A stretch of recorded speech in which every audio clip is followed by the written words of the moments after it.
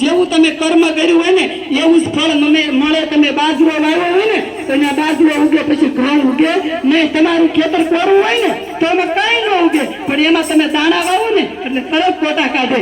એમાં ભક્તિ રૂપી તમારું ખેતી છે, પણ એ ખેતીની અંદર તમે વાવતા જાઓ ને એટલે ભગવાન તમને ફળ દેતા રહે।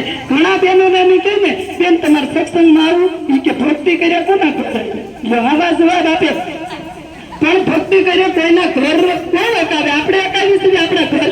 ઘણા બહેનોને અમે કહેવી કે ભજન કર્યા કોઈના ઘર થોડા હાલે રડવું પડે તો ઘર હાલે।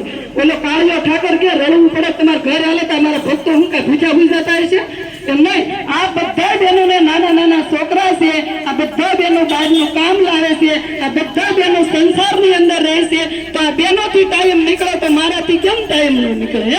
આ બહેનો બધા ટાઈમ કાઢે છે તો મને એમ થવું જોઈએ કે મારાથી કેમ ટાઈમ નથી નીકળતો એમ, પણ ભગવાન ખરેખર એમ કે એ મારા નથી ને એટલે મારા માટે ટાઈમ નહીં કાઢે। આમાં તો મારા હશે ને એ જ મને પૂછશે, બાકી તો આ બધા આપણી આત્મા છે ને પેલા તો જો આપણી આત્મા ઉજળી હતી કે આપણે જેવી કુળદેવી પૂંજાઈએ ને આપણે પૂંજાતા હતા, પણ આપણી અંદર લોભ ઈર્ષ્યા અદેખાય આવું બધું કરતા કરતા આપણા થર જામી જાય આપણા આત્મા માથે, એટલે આપણે ભગવાનનો રાખી ન થાય, ભગવાનને આપણે પ્રેમ ન કરી શકીએ, એનો ભાવથી અને ભજન ન કરી શકીએ, કેમ કે આપણા થર આડા આવે છે। પણ જેથી આપણે આત્મા ઉજળી છે એમ તમે ઘસાતા જાઓ રંગાતા જાઓ ને એમ આપણે આત્મા ઉજળી થઈ જાય, પછી ભગવાનનો આપણો હેતો થાય। તમારે ડાયરેક્ટ દીવો કરવો હોય તો તમે દૂધમાં દીવો કરી શકો? ન કરી શકો।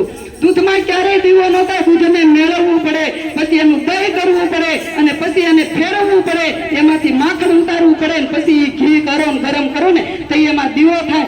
એમ આની અંદર બે કડતાલ વગાડે ભગવાન ન મળે, બે ભજન સાંભળો તો કઈ ભગવાન ન મળી જાય, પણ આ હૃદય છે આની અંદર સ્વયં ભગવાન વિરાજે છે, એને વલોવવું પડે, એને વલોવો તો આત્મા ઈ છે ને પરમાત્મા જ બની જાય છે। પણ આની અંદર બેઠો છે ભગવાન, એમ કે મને મંથન કરીને વલોવો ને તો અંદર બેઠો બેઠો તમને જવાબ દેવા વાળો હું છું, બાકી નકર એકવાર માયપ લઈ જજો, એક બે ત્રણ શબ્દો બોલો તો કેંગે ફેફે મળે, લોહી ઉકળી જાય। બોલવું તો હેલું નથી, પણ આ એક ભગવાનની કૃપા હોય, માં સરસ્વતી કોઈના કંઠે વસી જાય હોય ને તો એક શબ્દ બોલાય છે કે જન્મા ને તો આવું કઈ લઈને નથી આવ્યા, કોઈ હાલતા નહોતું શીખ્યું, કોઈ બોલતા નહોતું શીખ્યું, કોઈ દેખતા નહોતું શીખ્યું, પણ આપણને જે કઈ આવ્યા હોય ને અને જે કઈ ભગવાને આપ્યું હોય ને આ ધરતી ઉપર આવ્યા પછી આપણને મળ્યું છે।